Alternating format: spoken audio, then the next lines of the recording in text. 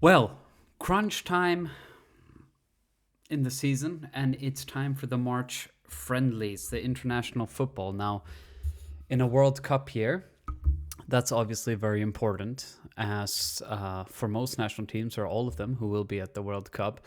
I think they last played, so they have those 3 months towards the end of the year. So they play in September, October, and November. So early November was the last camps that all these national teams would have had. And then there's only games in March, 2 games in March, and then perhaps 1 or 2 friendlies in June before the World Cup starts, at which point many of the teams won't be taking risks. So, really, the only chance that you have as a national team coach, whether you're Tuchel, Scaloni, De La Fuente, Nagelsmann, Deschamps, Ancelotti, Roberto Martinez, any of the coaches who are willing to put a stamp on this year's World Cup, the really only chance that you're going to get to prepare properly these 2 games in March. So they are important, and actually fascinating, because something Argentina didn't do, unfortunately, after the Finalissimo was cancelled. Some countries actually are testing against top opposition, which is something that at least makes this international break fun to watch. Let's be honest, we're all so cooped up and intense, watching our club sides now in the crunch time of the season, especially if they're European based. So obviously, as a Barca fan, but basically any other of the teams in Europe, it kind of takes some momentum away, right? This whole feeling of how should I say it? This whole feeling of being there, the game. There's Champions League, there's League, there's Cup. Every three days there's a game, and then suddenly, bam! It's national team, and the team has. So obviously, I have 2 countries, of course, Sweden, who's now going to be playing against Poland, and then you have Argentina, who was scrapping to find opposition for friendly game, which was Mauritania or Mauritania. So obviously, it is the Sweden one. That one is intense. And after having beaten Ukraine, we'll probably do a video on that. We'll now play Poland, but Argentina, Mauritania is perhaps not the most interesting. By the way, terrible performance. Also another story. But some great games were, for example, and will be coming and have already taken place, since we're in between both games that will take place. We had England, Uruguay. You have France against Brazil. Now, France-Brazil was for me really the standout game. And obviously, as a Barca fan, have a vested interest to make sure that your players don't get injured, especially if you have a history of injuries. And I actually watched that game. Fascinating game. France really favorites for the World Cup. But really, both teams put such strong starting 11s. It was such a tense game. Like, really, I felt like I was watching probably a competitive game. I don't believe in friendlies anyway, at least not in football. At least not for your national teams. With club teams, of course. With national teams, there's always that edge. Also, because goals you score counts towards your goal tally, right? And basically, Brazil started with Vini and Raphinha up front, so no number 9, as João Pedro was on the bench, and Raphinha was playing. He didn't have his best game, but he went into the halftime and then was substituted. Luis Enrique came on. By the way, what a stellar performance by him! Really shook the game up. And there's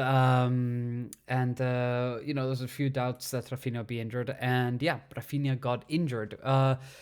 Obviously, we're waiting a bit. I was following the news, the Spanish news, the Catalan news, the Brazilian news, the English, just to see what the updates were on what was going on. However, it didn't look too good. Ancelotti was being a bit cagey, of course, because he didn't know about what was going on. But as Barca fans, we just had that terrible premonition something was going on. So Raphinha is injured, with an official update from the Barca medical staff that he will be he will be out for 5 weeks at least. Hopefully he would be able to return. Now, Barca's in the crunch time of our season. We are in the crunch of the season. Obviously out of the cup.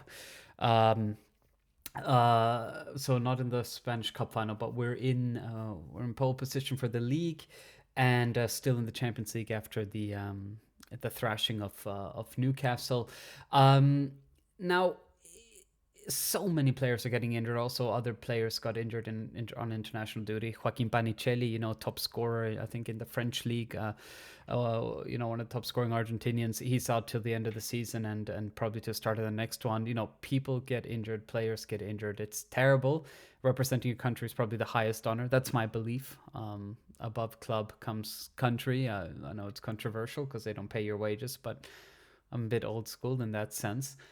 And with Raphinha, I mean, why does it matter so much? It's because there are two players for Barcelona that we can't do without. There are two players. Now, I'm sure you can start to guess who the other one is. That's Pedri. And I'm sure you can also guess both of these players have already been injured this season for various reasons. Obviously, Pedri's issues already come from 2020-2021 season where he played 72 games as a 17-year-old. It has a knock-on effect. We see the same with Gavi, play very young, very injured. We saw it with Bernal, very, very, very young, played a few games at 17, out for a year. Now he's back at 18. We're just hoping it won't hit to Lamine or Kubarsi. So far, Kubarsi is actually, if he's ever been injured, it's only been 1 or 2 weeks at a time. Lamine was out for 3 weeks. I think it was in October, and that's his with the pelvis, his issues there. Barca plays players very young, comes at a risk. So we can't do without Pedri, but Raphinha is the other player. Raphinha was out for 2 months. When he came back, he completely galvanized the team. The team follows him. He is I would say a silent leader, but he's just a leader of this Barca team. He doesn't always need the captain's armband to do that. So he will now miss some crucial games. This could be catastrophic for Barca. However, with Flick, we hope we can manage it properly. And I have to say, this is the deepest squad depth, or this is the most squad depth Barca's had probably since I've been supporting them, or at least since the early Guardiola days. But people also forget, even back then, honestly, the bench was pretty thin. It's just that the first 11 and then the 2 or 3 sort of substitute players would always just be, that was a generational team, probably the greatest teams in history. People don't think so much about the squad depth. However, Madrid have proven why squad depth is so important. I always believe that, Madrid squad depth has never been complemented enough. And I think this is a season where Barca finally can say that the squad depth is good, which means that we have prepared, or we have contingencies in these cases. But losing Raphinha sucks. It really hurts, and it will be very difficult because when we come back, we play Atletico Madrid in the league, then we play them in the Champions League, home game first, and then we will play them again in the second leg in the Metropolitano. And if Barca don't start to do some homework in their first game, it's going to be very difficult. Although I believe there's obviously some positive impulses from beating them 3-0 when we had to win 4-0, at least to force the extra time. Obviously he's out for the crucial, and they say if he were to be back, he'd be back for the final of the Champions League. No one is thinking that far ahead of Barca, and if they are, then they are fools. I'm sorry, I have to say that we carry so much emotional damage and trauma and baggage in the Champions League that we have to take it step by step, game by game. Not to mention that the 2 times we've played Atletico Madrid in the Champions League, 2014, 2016. Now we got knocked out both times, so it's just they're a bit of a bogey team for us when it comes to knockout competitions. Whether it's Spanish Cup or the Champions League. So without Raphinha, how's Barca going to set up? Let's take this 4-2-3-1 kind of Hansi Flick standard malleable 4-3-3 formation. The obvious replacement is Marcus Rashford, who, by the way, had a great game against Uruguay. I think he was one of the few English players who could really say, hey, he had a great game. There was a moment where he was in really tight space in his own half, and basically through sheer force, just like the Rashford of old, basically took on the whole right flank or left flank of the Uruguay team. That's the kind of Rashford we want to see. He had a great start to the season. His numbers are good. He's in double digits, goals and assists. However, he was playing much better between August and December than January onwards. However, he's obviously a star replacement for us to have. playing, haggling now with United for that. That's a whole other story in itself. To get him for 30 million, I think Barca want to pay even a little less, but let's be honest, it's a total bargain at market value, right? So Rashford on the left, Lamine on the right, and probably Fermin with his goals and assists will be starting that attacking midfield role, with Pedri and Bernal in the more defensive midfielder roles. Now, obviously, De Jong is coming back, Gabi's coming back after a 6-month injury as well. He's played about 10-15 minutes of football. So, I mean, we're starting to have some players more available. That's what I meant about the squad depth as well. However, match rhythm is important, so we have to discount Gabi to some extent in this calculation. But on the left wing, it would be Raphinha, who could be, can be Rashford, who will directly be replacing him. If not, what could happen is that Olmo takes attacking midfield role and Fermin drops left. He always cuts in on his right foot. He starts to drift more into the midfield. He's not naturally a winger, but has done that really well. If not, there's Olmo used to be a left winger, back in his Zagreb and Leipzig days. He's lost a yard of pace, and I think he causes far more damage coming from the second rows forwards, breaking, his tight ball control and breaking those defensive lines. He's more valuable in an attacking midfield role.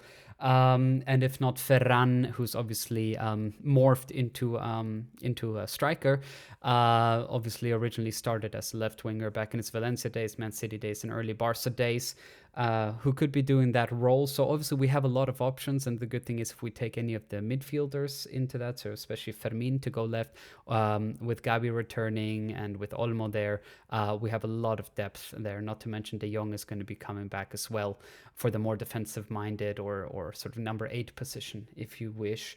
So I think obviously if over the last seasons this would have been a much bigger problem for us to handle, but I think losing Raphinha psychologically, as well as based on energy and what he brings on the field, him and Pedri are completely untouchable. And unfortunately, one of the untouchables is not there. So yeah, I think that's how we'll be starting these games. And I think because now there will be a game every 3 days, every game in the league matters. Madrid is breathing right down our neck. They're reinvigorated. They're galvanized right now under Arbeloa.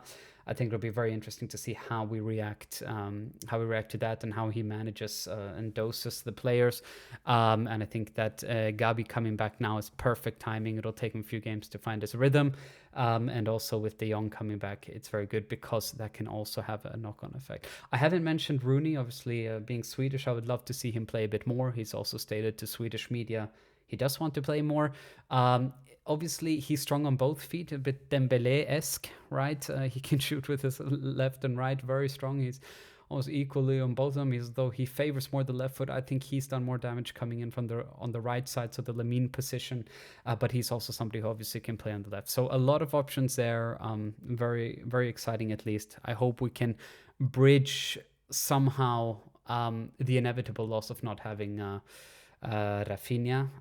Let me know how you think the results will go. Obviously, we'll be checking in on those. And yeah, this also begs the question, right? Are the players being overplayed? Because of course it's not. Of course, if Brazil plays against France friendly, of course Raphinha is going to want to play, as he should. This is beautiful. These are some of the best FIFA ranked teams in the world. It's beautiful. It was great. I watched that game. I watched like a competitive game. I love football. I was consuming it. It's more of a byproduct of all the extra games they're playing overall, especially in the UK. This is much more of a problem, but even in Spain, it's also a topic. The players are being overplayed, and we will lose quality of the game, of the product, unfortunately, as it's seen nowadays. For me, it's not a product. It's a passion. Also, in general, how will this be approached moving forward? Real shame in a friendly to lose your best player, but yeah, let's see the knock-on effects as well that this will have. Let me know what you think.